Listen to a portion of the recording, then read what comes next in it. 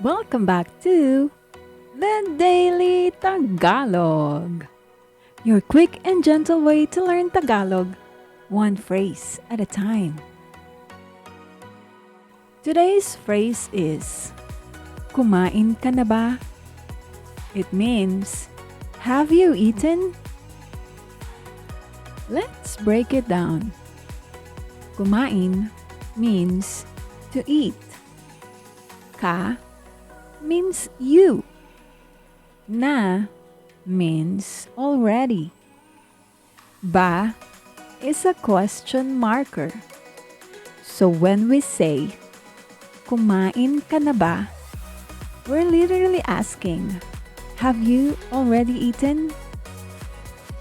In Filipino culture, this isn't just about food. It's a caring way of checking on someone, whether it's family, friends, or even someone you just met. Asking, Kumain ka na ba? Is a simple way to say, I care about you. Let's say it together. Kumain ka na ba?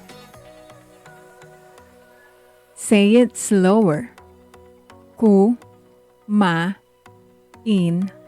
ka na ba? One more time. Kumain ka na ba?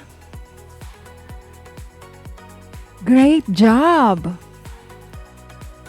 Now you know how to say, have you eaten? The Filipino way.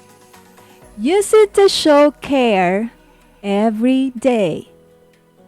Thanks for learning with the Daily Tagalog. See you next time! Oh, by the way, kumain ka na ba? Hanggang sa muli! Bye-bye!